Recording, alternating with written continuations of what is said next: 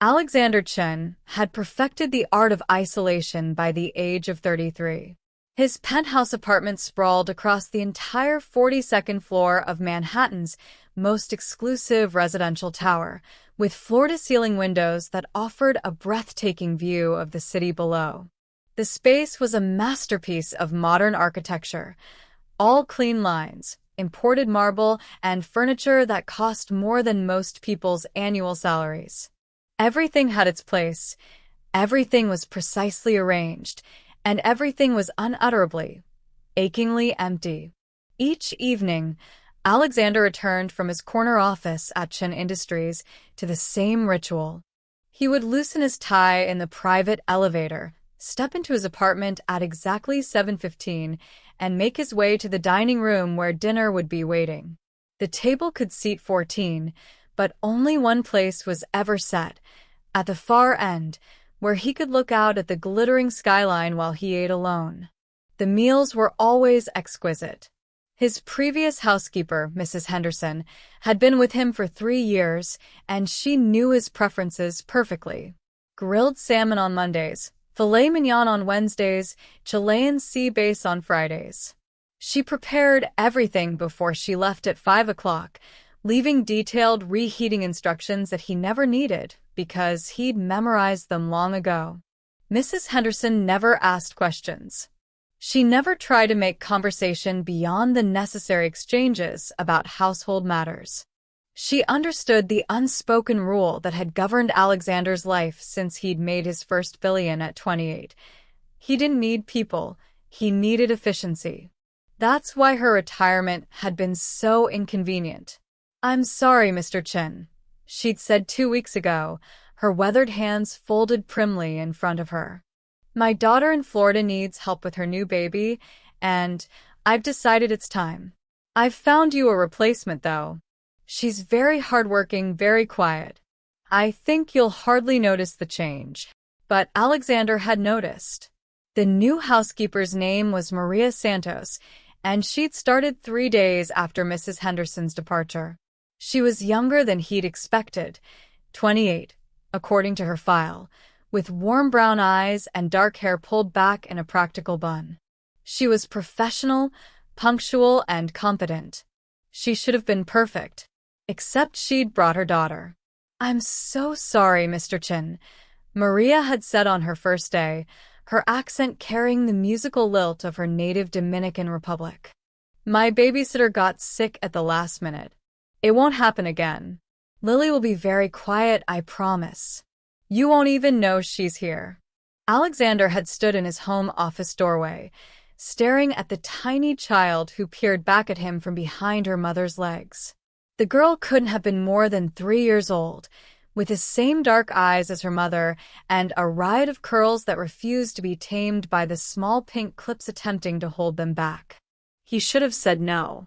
He should have sent them both away and called the agency for someone else. His home was not a daycare center.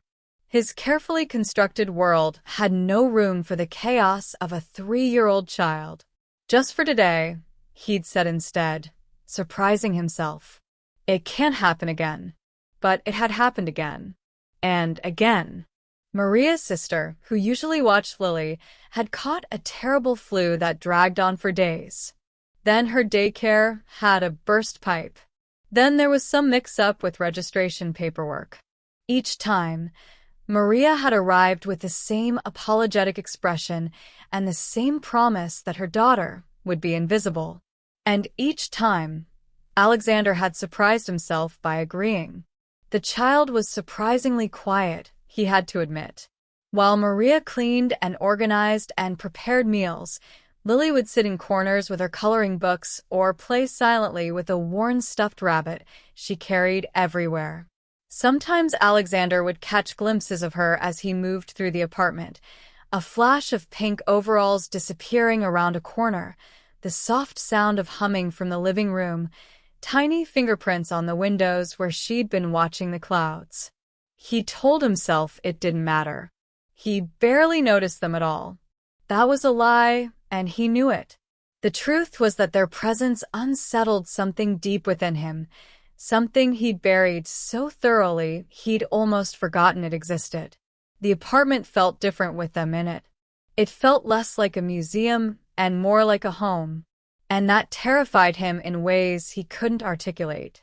Tonight, as he rode the elevator up to the 42nd floor, Alexander felt the familiar weight settling over his shoulders. It had been a brutal day, a merger that was falling apart, shareholders demanding answers he didn't have, and 3 hours of confrontational meetings that had left him with a pounding headache. He wanted silence. He wanted order. He wanted everything to go back to the way it was before Maria and her daughter had disrupted his perfectly calibrated existence. The elevator doors opened, and he stepped into his apartment. Something was wrong immediately. The lights in the dining room were on. All of them, not just the single fixture over his usual seat. And there were voices. Soft, but unmistakably present. Alexander walked toward the dining room, his frown deepening with each step. The sight that greeted him stopped him in his tracks.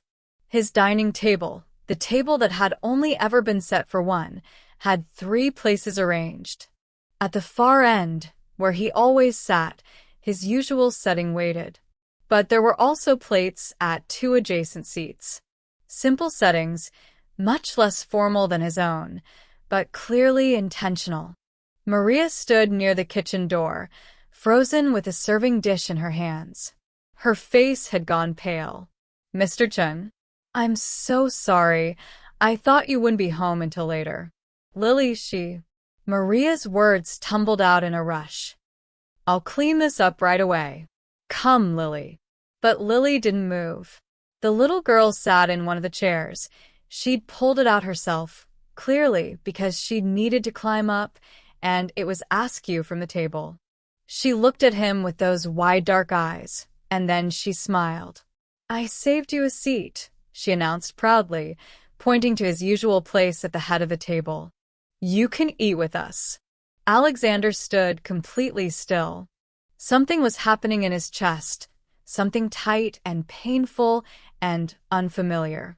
No one had saved him a seat for dinner in 15 years. Not since the car accident that had taken his parents and younger sister. Not since he'd inherited a company and a fortune, and a crushing loneliness that he'd convinced himself was strength. "Lily, no," Maria said firmly, setting down the serving dish and moving toward her daughter. "Mr. Chen eats by himself. Come now, we need to go."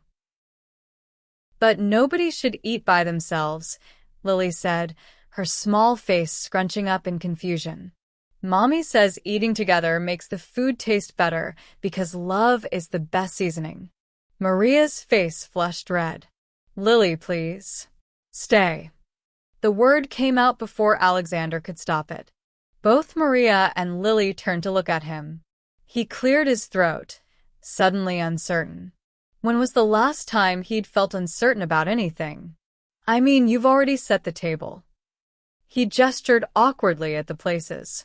"It would be wasteful to—" He trailed off, not sure how to finish the sentence. Not sure what he was even doing. Maria's expression shifted from mortified to concerned. "Mr. Chen, you don't have to." "I know I don't have to," he interrupted, perhaps more sharply than he'd intended. Then, softer, "I'd like to, if that's acceptable." For a long moment, nobody moved. Then Lily's face broke into the brightest smile he'd ever seen. "Yes," she cheered, bouncing in her seat. "Mommy," he said yes. "Now we can all eat together." Maria looked between her daughter and her employer, clearly trying to gauge whether this was really happening or some strange fever dream. Finally, she nodded slowly. "If you're sure, Mr. Chen." He wasn't sure. He wasn't sure about anything anymore. But he walked to his seat and sat down, and for the first time in 15 years, Alexander Chen wasn't going to eat dinner alone. He didn't know it yet, but everything was about to change. 3 weeks had passed since that first dinner, and Alexander's carefully ordered life had developed cracks he never saw coming. The arrangement was supposed to be temporary, just until Maria could sort out more permanent childcare. That's what they both kept saying. And yet, somehow, 3 places continued to appear at the dining table each evening. At first, Alexander had maintained his walls. He would arrive home, exchange brief pleasantries, and focus intently on his food. The silence would stretch between them, broken only by Lily's occasional comments about her day or questions that her mother would quickly shush. But silence, Alexander was learning, was almost impossible to maintain around a 3-year-old. "Why do you look so serious all the time?" Lily had asked one evening, tilting her head as she studied him across the table. "Do you have a tummy ache?" Alexander had looked up from his plate, startled. No one had asked him personal questions in years. "No, I don't have a tummy ache." "Then why do you look like this?" Lily had scrunched up her whole face into an exaggerated frown, her little eyebrows drawing together dramatically. Despite himself, Alexander had felt the corner of his mouth twitch. "I'm just thinking about work." "Oh." Lily had considered this carefully. Mommy thinks about work too sometimes, but she still smiles. "Maybe you should try smiling while you think. It might make the work thoughts less grumpy." Maria had nearly choked on her water. "Lily, that's not appropriate." "It's fine," Alexander had said quickly. Then, feeling ridiculous but somehow compelled, he'd attempted a smile. It felt stiff and unnatural on his face. Lily had studied him critically, then shaken her head. "That's not a real smile. A real smile goes all the way to your eyes. Like this." She demonstrated, her whole face lighting up with genuine joy. That had been week 1.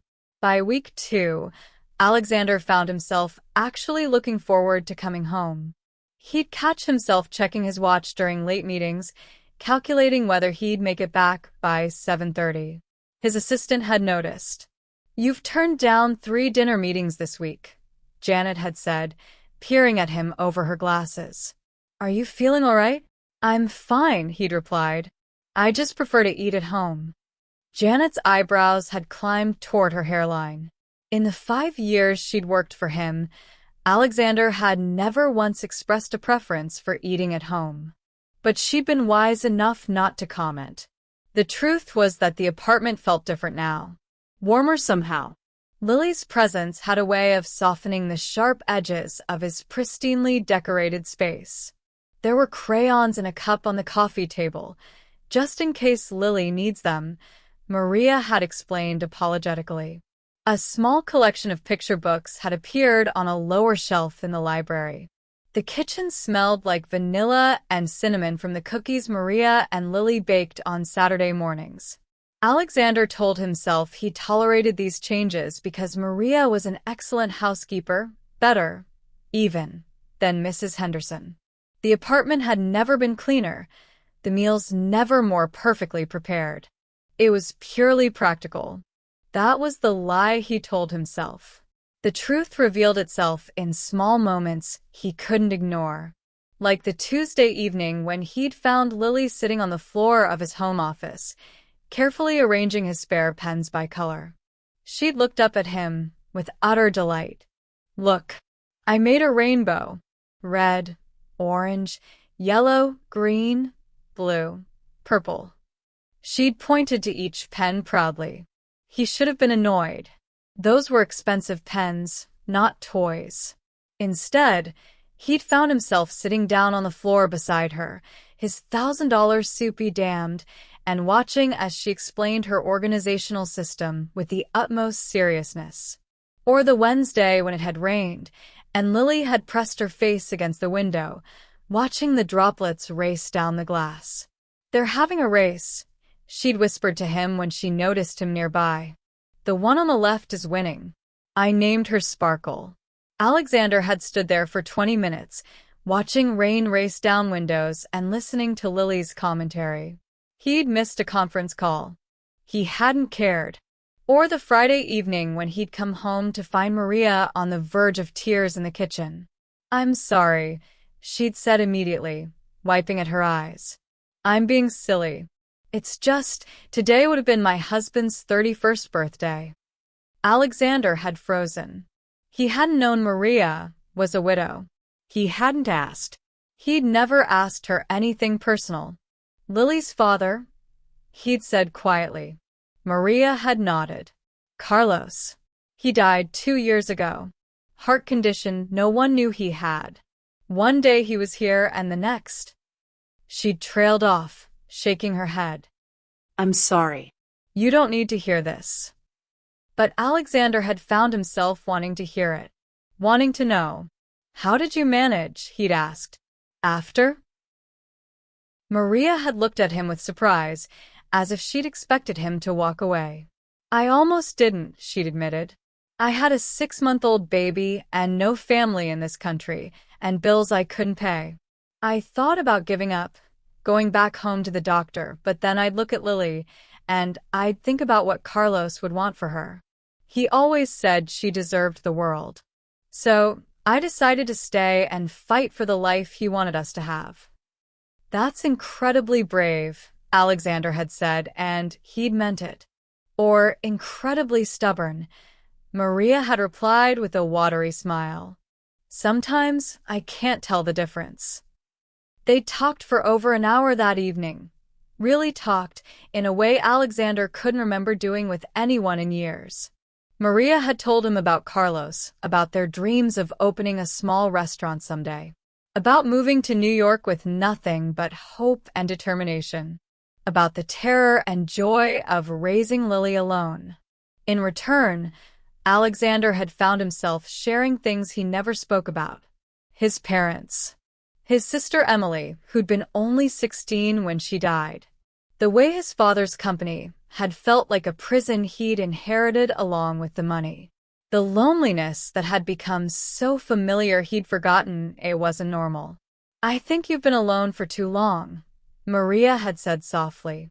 It's not good for people to be alone. I'm not alone, Alexander had replied automatically. I have employees, business associates. That's not the same as having people, Maria had interrupted gently. People who know you. Really know you. He'd had no response to that, because she was right. Now, 3 weeks in, Alexander was beginning to understand that Maria and Lily hadn't just disrupted his routine. They'd disrupted his entire understanding of what his life was supposed to be.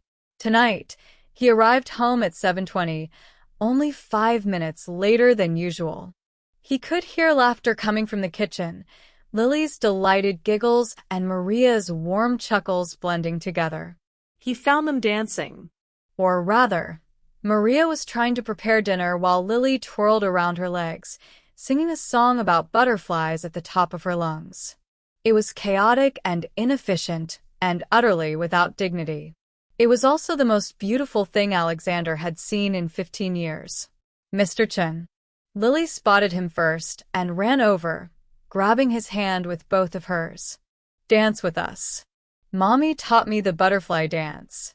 I really don't, he started to protest, but Lily was already pulling him into the kitchen, and Maria was looking at him with an expression he couldn't quite read, something between amusement and hope. Come on, Lily urged. You just have to spread your arms like wings and spin. Alexander looked down at this small child who had somehow worked her way past every defense he'd built. He thought about his father, who had never danced, about the years he'd spent becoming just like him, cold, distant, alone. Then he spread his arms like wings and spun. Lily's delighted shriek of joy was worth every ounce of his dignity. Later, after dinner, after Lily had fallen asleep on the couch during a movie she'd insisted they all watch together, Maria carefully lifted her daughter into her arms. I should get her home, she said quietly. Thank you for everything tonight. Maria, Alexander said, and she turned back to face him. What you said last week about me being alone too long. You were right. Maria's expression softened. Mr. Chen. Alexander, he interrupted. When we're here like this, just call me Alexander. Something shifted in Maria's eyes. Alexander, she repeated, testing the name. I'm glad we could give you some company. After they left, Alexander stood in his apartment, looking at the indentation in the couch cushion where Lily had been sleeping, at the plates still on the table that he hadn't immediately cleared away, at the coloring page Lily had made for his office, propped against a vase. His apartment was a mess by his old standards. There were signs of life everywhere. For the first time in 15 years, Alexander's home felt like more than just a place where he slept. It felt like somewhere he belonged. The call came at 2:30 in the morning. Alexander woke to his phone vibrating insistently on the nightstand, his mind immediately jumping to work emergencies, the Tokyo office, perhaps, or some crisis with European markets. He answered without looking at the screen. Chun. Mr. Chen? Alexander? Maria's voice was strained, breaking slightly. I'm so sorry to call. I didn't know who else. Lily's in the hospital. Alexander was out of bed before she finished the sentence, already reaching for clothes. Which hospital? Mount Sinai West. But you don't have to come. I just needed to tell you I won't be able to work tomorrow, and I'm coming. Don't argue. I'll be there in 15 minutes. He made it in 12. The pediatric emergency room was too bright, too sterile, too full of worried parents and crying children. Alexander spotted Maria immediately. She sat hunched in a plastic chair, still wearing the worn jeans and faded sweatshirt she must have thrown on when Lily got sick. Her face was blotchy from crying, and she looked smaller somehow, as if fear had physically diminished her. Maria. She looked up, and relief flooded her features before she seemed to remember herself. She stood quickly, wiping at her face. You didn't have to come. I'm sorry, I shouldn't have called. Where is she? Alexander interrupted, looking around. They're examining her. High fever, 104.2. She woke up crying, saying her head hurt and she couldn't breathe right. I thought maybe it was just a cold, but then she started getting confused, not making sense, and I got so scared. Maria's voice broke completely. Carlos died so suddenly. No warning. And I keep thinking, what if Lily has something wrong too? What if I miss it? What if I lose her the way I lost him? Without thinking, Alexander pulled her into a hug. Maria stiffened for just a moment, then collapsed against him, her tears soaking into his shirt. He held her while she cried, this strong woman who carried the world on her shoulders and never complained, never faltered. She's going to be okay, he said, surprised by the fierceness in his own voice. Whatever it is, we'll make sure she gets the best care. I know the chief of pediatrics here. I'll call him right now if... Ms. Santos. A doctor appeared, clipboard in hand. Both Alexander and Maria turned toward her immediately. That's me. How is she? What's wrong? Maria's hands clenched at her sides. The doctor smiled, and some of the tension left the room. It's a severe case of viral bronchitis with a secondary ear infection. Not pleasant, but very treatable. We've given her medication for the fever and started her on antibiotics. She's asking for you. Maria nearly collapsed with relief. Alexander's hand on her elbow was the only thing that kept her steady. Can I see her? Maria asked. Of course. She's in exam room 4. They followed the doctor down the hallway. Alexander hesitated at the door, suddenly aware that he was intruding on a private moment. But Maria grabbed his hand and pulled him inside. Lily looked impossibly small in the hospital bed, dwarfed by the equipment around her. Her curls were plastered to her forehead with sweat, and her eyes were glazed with fever and exhaustion. But when she saw her mother, she smiled weakly. Mommy, she whispered. I don't feel good. I know, baby. I know. Maria rushed to her side, pressing kisses to her daughter's forehead. But the doctors are helping, and you're going to feel better soon. Then Lily's gaze shifted, and she saw Alexander standing in the doorway. Her eyes widened. Alexander? You came too. He stepped closer to the bed, his throat inexplicably tight. Of course I came. I had to make sure you were okay. I'm sorry, Lily said, her words slightly slurred from exhaustion and medication. We won't be able to have dinner tomorrow. I don't think I can sit at the table. Something cracked in Alexander's chest.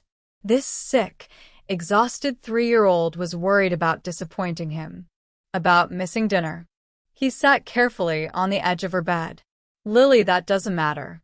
The only thing that matters is you getting better. We can have dinner together when you're well. Promise? She asked, her eyes already drifting closed. I promise. Lily's hand found his, her small fingers wrapping around his thumb. Good. Because I was going to tell you a secret tomorrow. A really important one. You can tell me the secret when you're better, Alexander said softly. But Lily shook her head stubbornly, even as sleep pulled at her. No.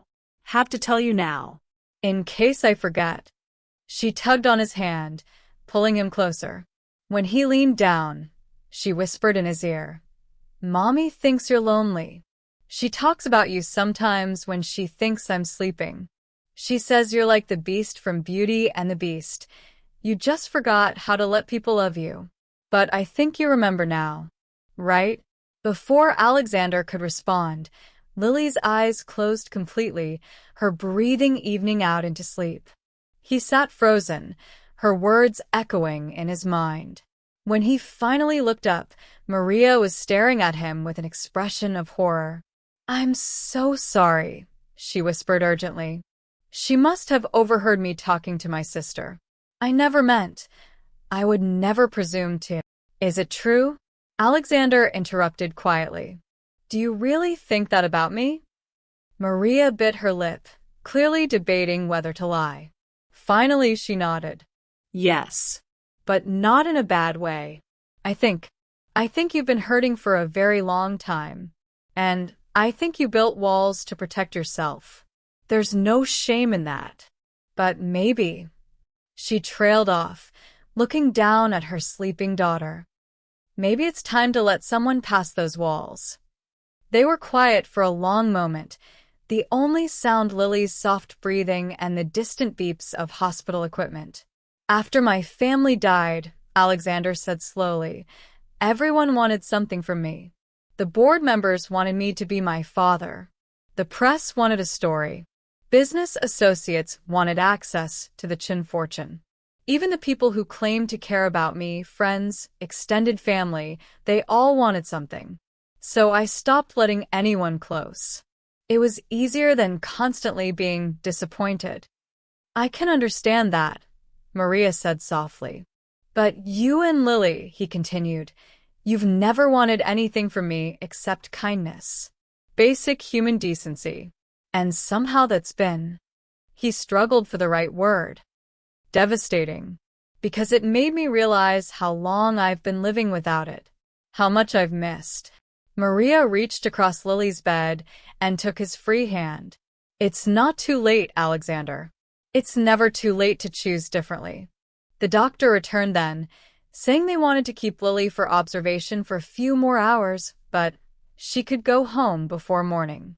Maria tried to insist that Alexander leave, that he'd done enough already. He refused. He sat with them through the long hours of the night. When Maria dozed off in the uncomfortable chair, he draped his jacket over her shoulders.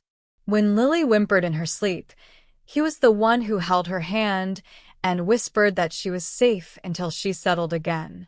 When morning light started filtering through the blinds, he was the one who went to find coffee and ended up bribing a cafeteria worker to make fresh pancakes for Lily because he remembered her saying they were her favorite. By the time they were discharged at 7 a.m., something fundamental had shifted. In the taxi ride back to Maria's apartment, a modest place in Queens that Alexander had never seen before, Lily was awake but subdued, curled against her mother's side. The building was old but well-maintained, the neighborhood working class but proud.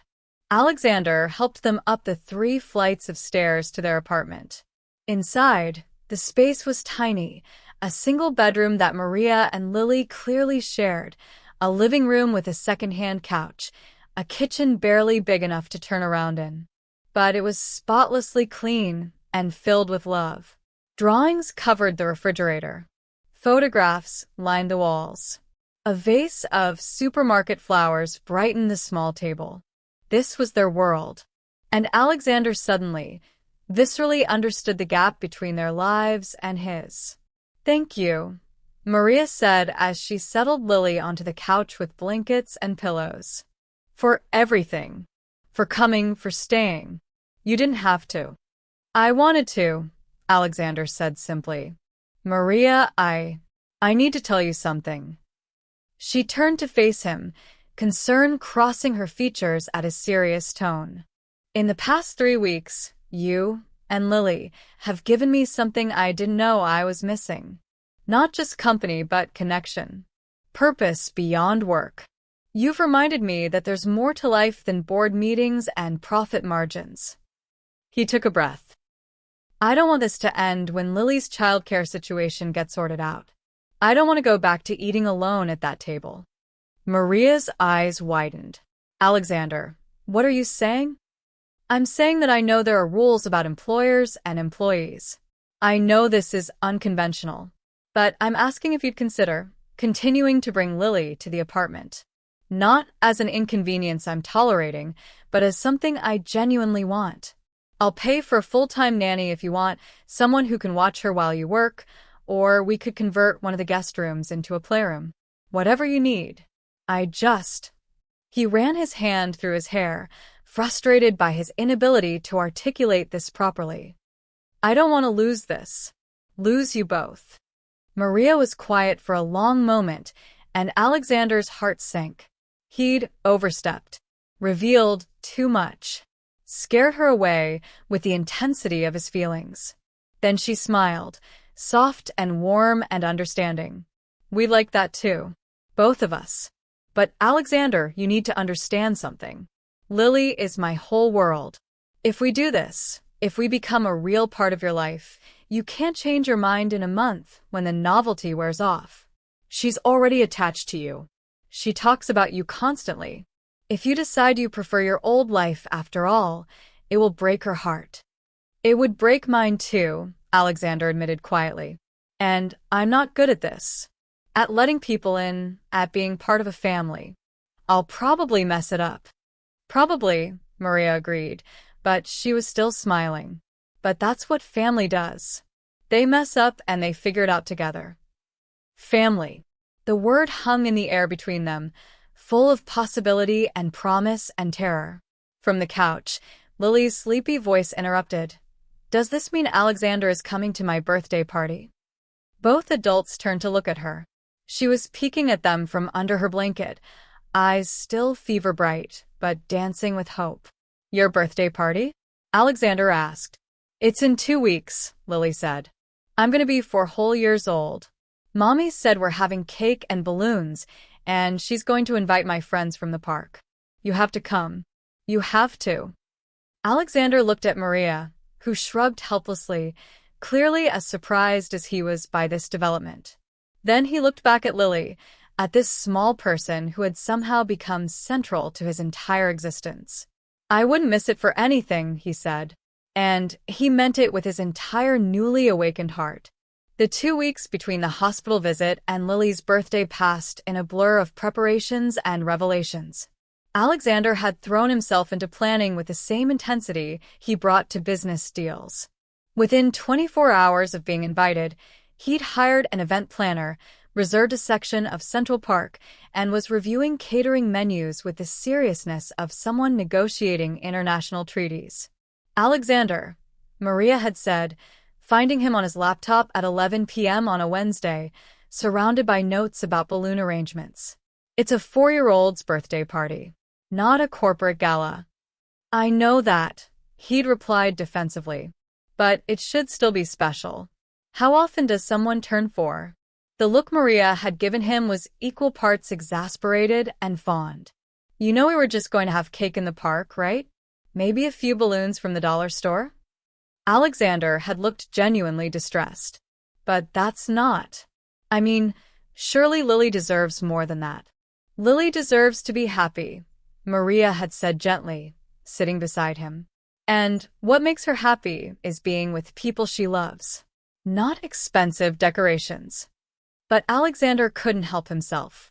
For the first time in 15 years, he had someone to spoil, someone who wanted nothing from him except his presence. The urge to give Lily the world was overwhelming. They'd compromised. Simple decorations, but high quality. A modest guest list of Lily's friends from the park, but professionally catered food for the adults.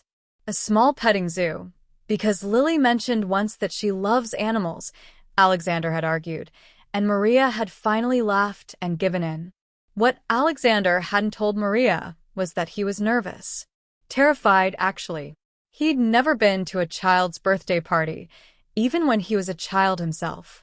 His own birthdays had been formal affairs with business associates' children he barely knew, everyone in uncomfortable formal wear, speaking in quiet voices.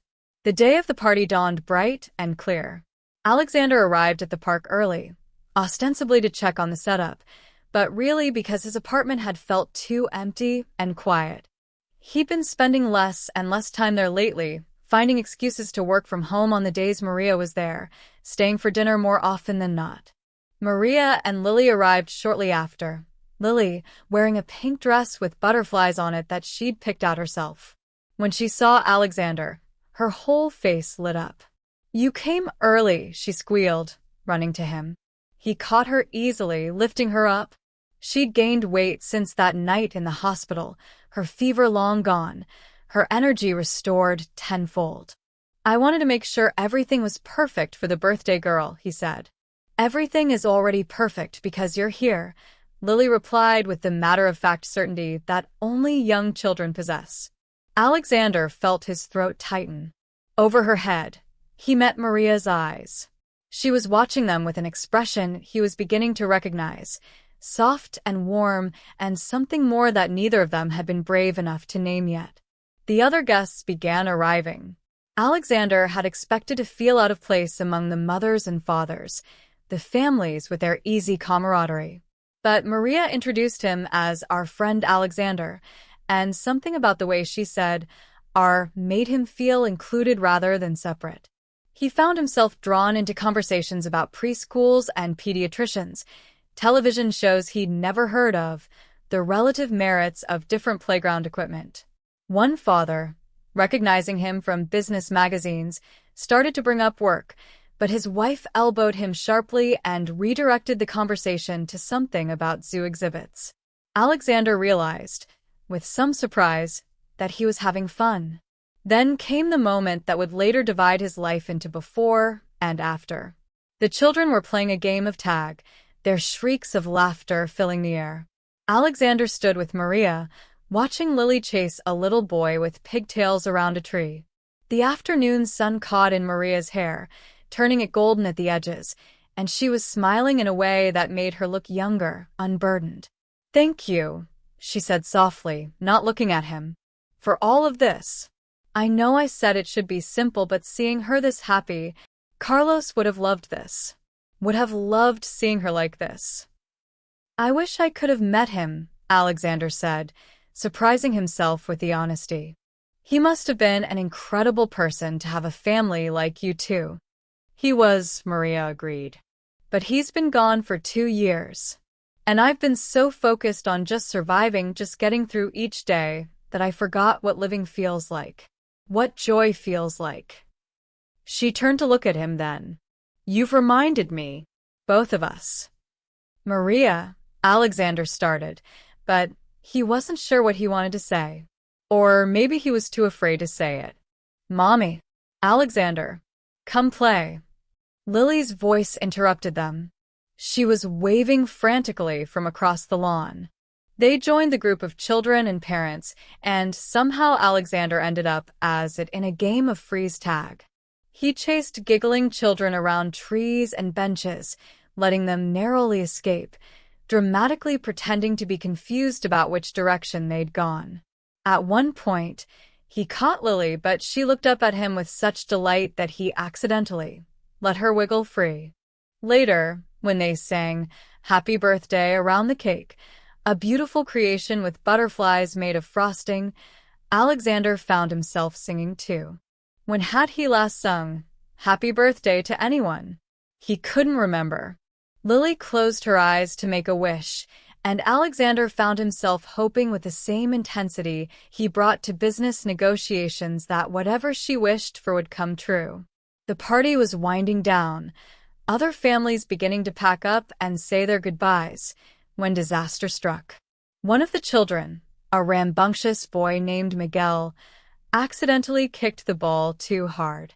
It sailed through the air and struck Lily directly in the face. She went down hard, and her scream of pain cut through everything. Alexander reached her before Maria did. Lily's nose was bleeding, tears streaming down her face, her birthday crown knocked askew. Without hesitation, he scooped her up, pressing his handkerchief gently to her nose. "It's okay," he murmured.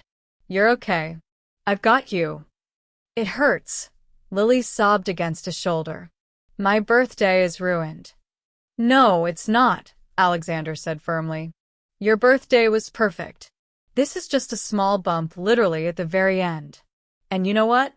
The best stories always have a little excitement at the end." Maria arrived, her face pale with worry. "Is she?"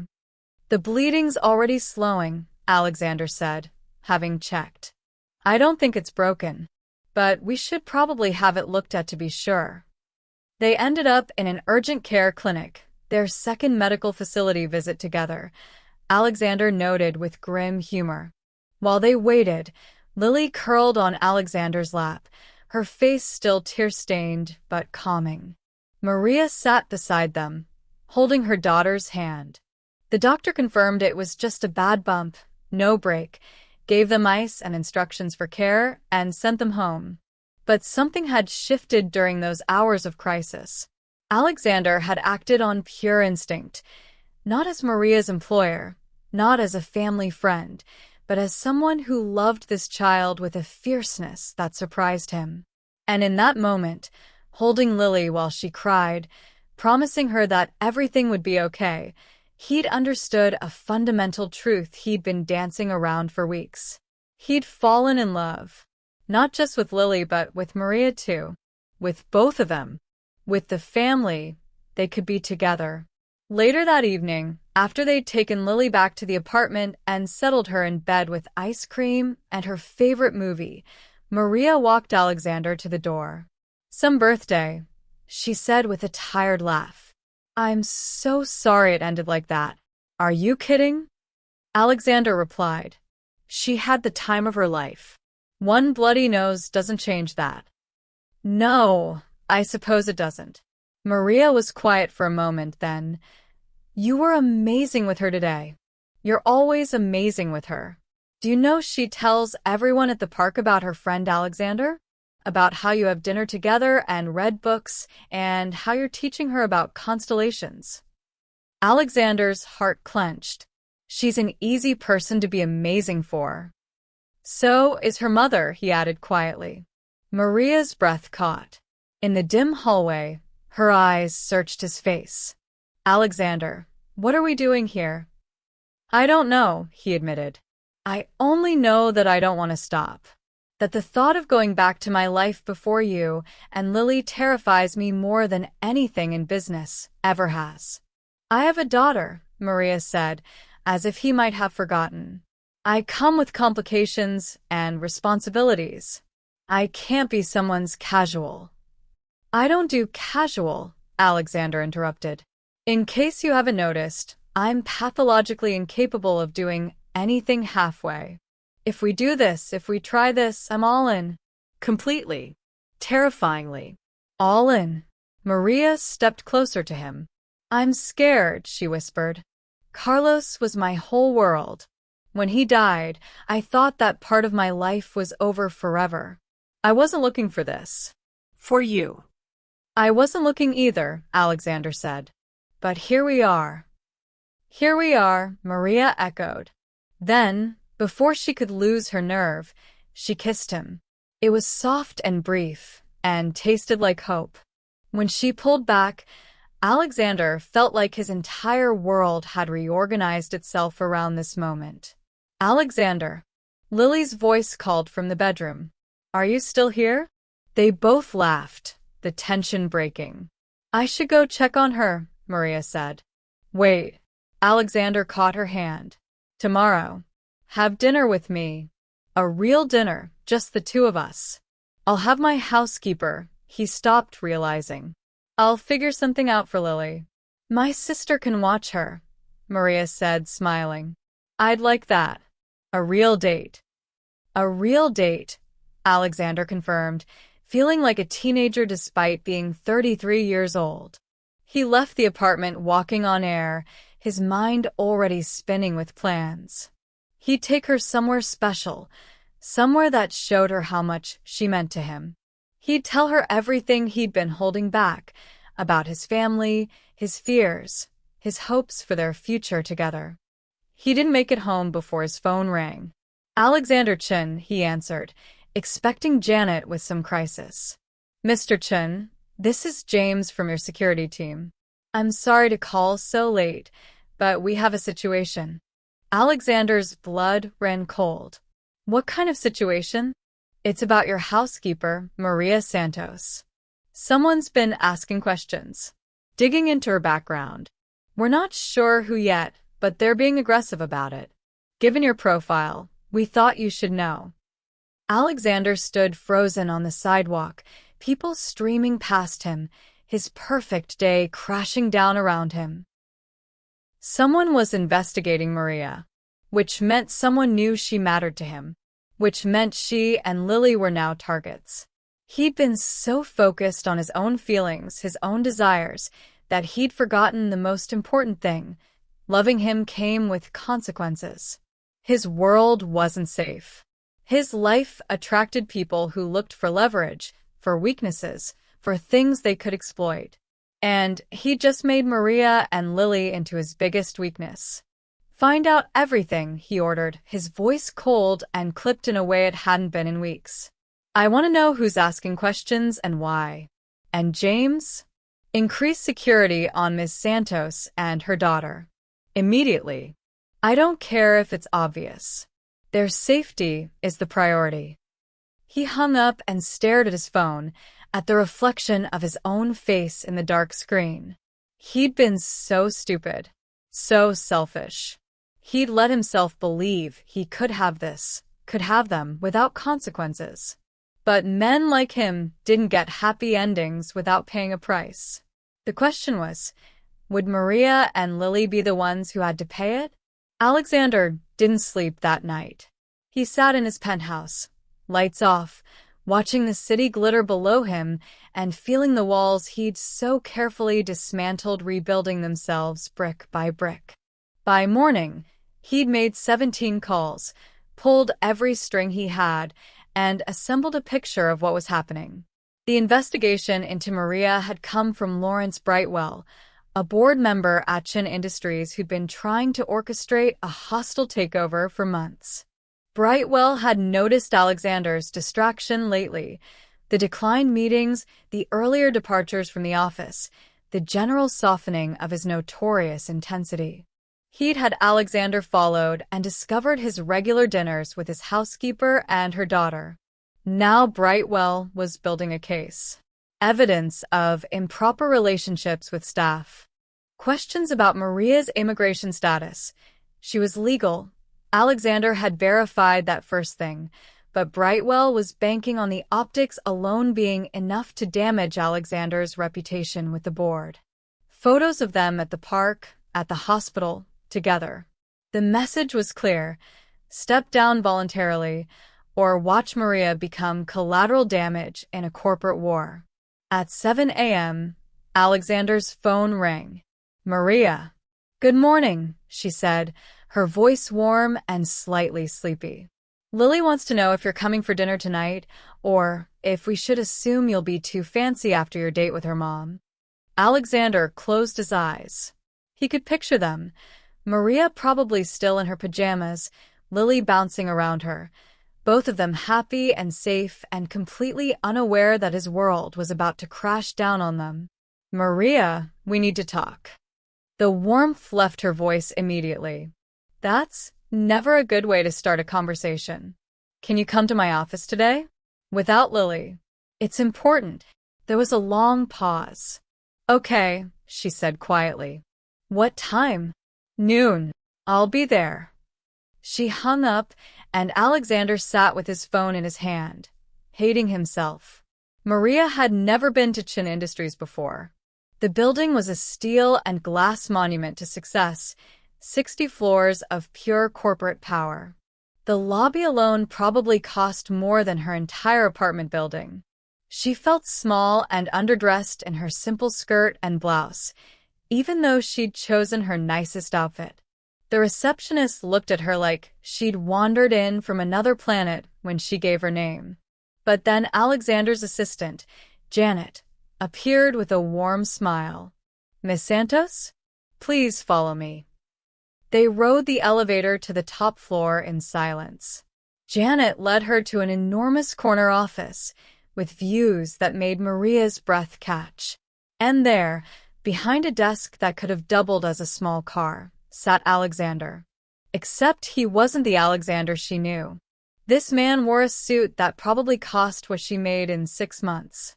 His hair was perfectly styled, his expression controlled and distant. He stood when she entered, but didn't move toward her. Maria, thank you for coming. You're scaring me, she said without preamble. Just tell me what's wrong.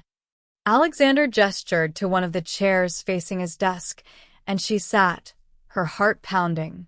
He returned to his chair, putting the massive desk between them like a barricade. I need to tell you something about my world, he began. About what it means to be connected to me. For the next 20 minutes, he explained everything.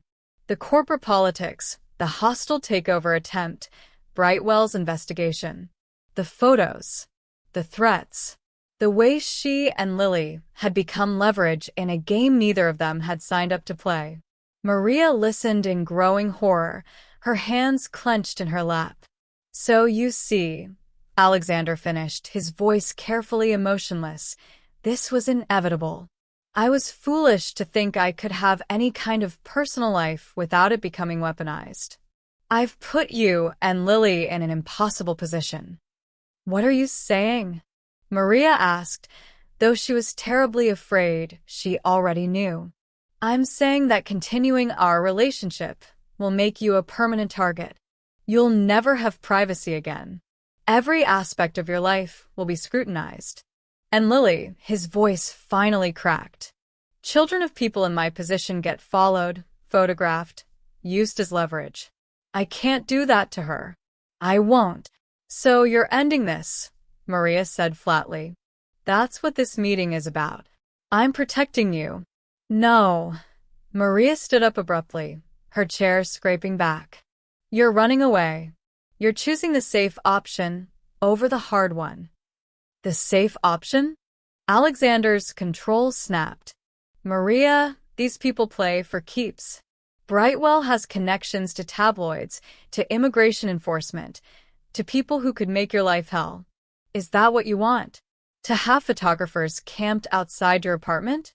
To have Lily's picture in magazines? To constantly look over your shoulder wondering who's watching? No, Maria said quietly. That's not what I want. But I also don't want to live my life making decisions based on fear. She moved around the desk, forcing him to look at her. Carlos died suddenly. No warning.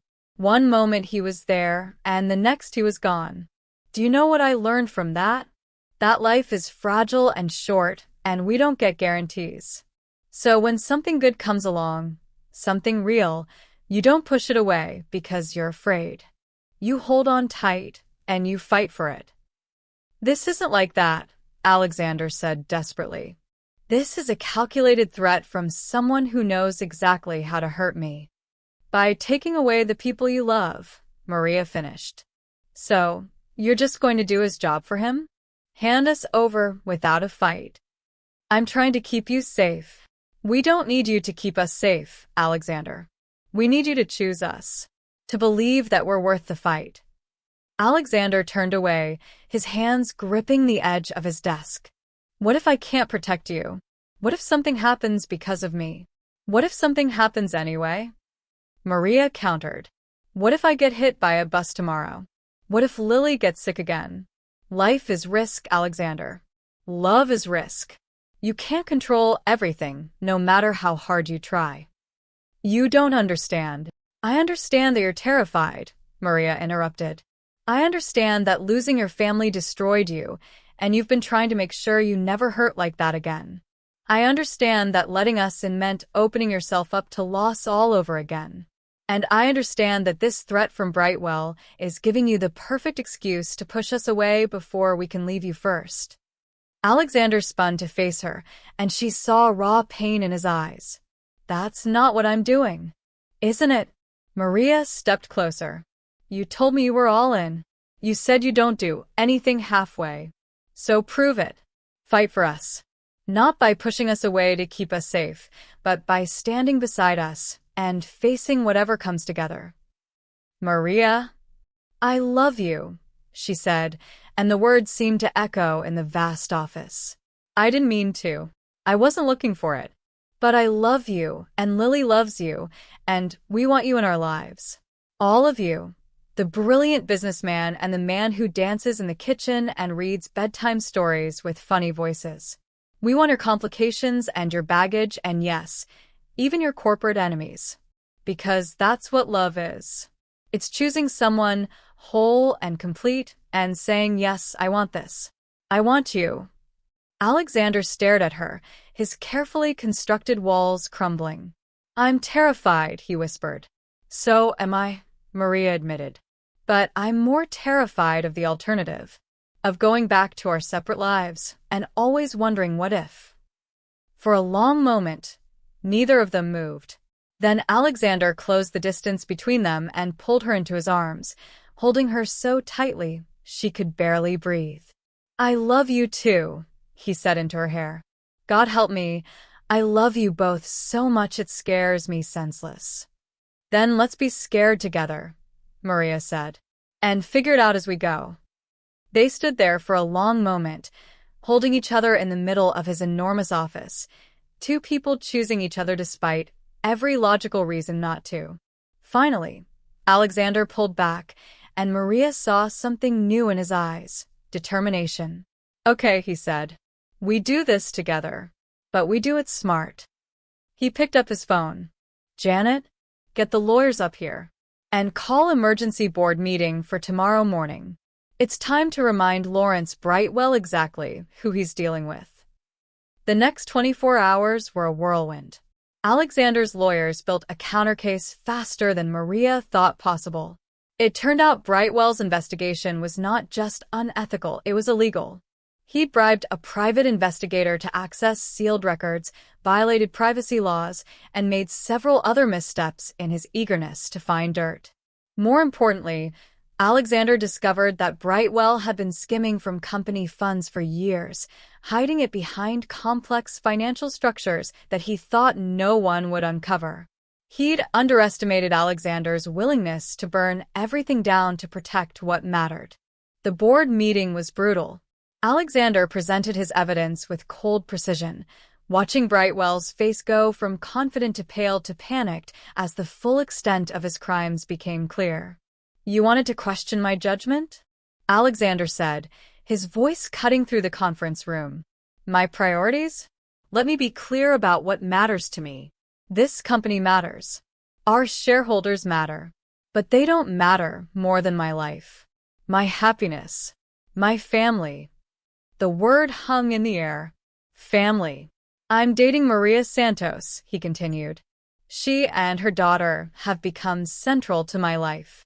If that bothers you, if you think that makes me weak or distracted, then perhaps this isn't the right company for you.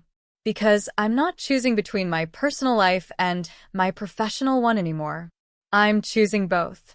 And if anyone has a problem with that, there's the door. Brightwell was removed from the board that day. Alexander restructured his schedule, hired a deputy CEO to handle day-to-day operations, and set firm boundaries around his time. He was still brilliant at his job, still the same ruthless negotiator and visionary leader, but he left the office by 6 p.m. every evening without fail. Because he had dinner waiting at home. 6 months later, Maria and Lily moved into the penthouse. It took some convincing. Maria was independent and proud and didn't want to be seen as someone who needed Alexander's money. But eventually, she'd understood that it wasn't about money. It was about building a life together, about Lily having space for her own room, about not wasting 3 hours a day on commuting when they could be spending that time together. The apartment transformed. Lily's artwork appeared on the refrigerator. Alexander had it professionally framed on the walls. Her toys lived in colorful bins in the living room. The dining room table that had once seated only Alexander now hosted nightly dinners filled with laughter and conversation, and sometimes food fights when Lily got overly enthusiastic with her spaghetti. Alexander converted his rarely used gym into a playroom. Maria planted herbs in the rooftop garden. They accumulated the comfortable clutter of a real family: shoes by the door, photos on every surface, a calendar on the wall tracking ballet classes and business trips, and everything in between. It wasn't always easy. Alexander still had moments where he retreated into himself, where the fear of losing them made him want to push them away. Maria still sometimes felt overwhelmed by the wealth and attention that came with being connected to him. Lily had nightmares about bad men after overhearing a conversation about Brightwell. But they talked through it. They fought and made up and learned each other's patterns. They became a family not through blood or paperwork, but through choice, the daily, repeated choice to show up for each other. On Lily's 5th birthday, a much simpler affair than her 4th, at her request, Alexander made a speech. Last year, he said, standing in their living room surrounded by the small group of friends and family they'd assembled, I thought I had everything figured out. I had money and success and a perfectly organized life. And I was completely, utterly miserable. He looked at Lily, who was sitting on Maria's lap, both of them watching him with identical expressions of love. Then a 3-year-old girl invited me to dinner and saved me a seat at a table where I'd been eating alone for 15 years. She saw someone who'd forgotten how to be human and decided he was worth befriending anyway. He got down on her one mother, knee, his voice and the caught. room went Her mother completely showed silent. me that it's never too late Maria's to choose eyes differently. widened. To choose From his love pocket over Alexander fear. pulled out To choose 2 small family boxes. over isolation. He opened the first, revealing a simple but beautiful engagement ring. Maria Santos, you once told me that eating together makes food taste better because love is the best seasoning. You were right. Everything is better with you, not just meals, but life itself. Will you marry me? Through tears, Maria nodded. Yes. Of course, yes. Alexander slipped the ring on her finger, then turned to Lily with the second box. Inside was a delicate necklace with a butterfly charm. Lily, I can't be your father. That was Carlos, and he'll always be your dad. But I'm asking if you'd let me be part of your family officially. If you'd let me adopt you, if your mom agrees, so that we're connected not just by love, but by law. So that I can be there for every birthday and every dance recital and every important moment for the rest of your life. Lily launched herself at him, the necklace forgotten. Yes. Yes. Mommy, say yes. I say yes. Maria laughed, crying, as their family, their chosen, beautiful, imperfect family, came together. Alexander Chin still arrived home at 7:15 every evening, but now his home was full of life and love and the beautiful chaos of family. The dining room table still had 3 places set, but they were all close together now, near enough to hold hands while they ate. Sometimes, When Lily was asleep and Maria was curled against him on the couch, Alexander would think about that night when a small child had said, "I saved you a seat," and changed everything. He'd been wrong about so many things. Success hadn't made him happy. Isolation hadn't kept him safe. Control hadn't given him peace. But love, messy, complicated, terrifying love, had given him everything he never knew he was missing. And every day he chose it, chose them, chose the beautiful, imperfect life they were building together, one dinner at a time. Because the billionaire who'd once eaten alone had learned the most important lesson of all: the best things in life aren't found at the head of a table for one. They're found in the laughter of a child, the smile of the woman you love, and the knowledge that you're exactly where you belong. Together. The end.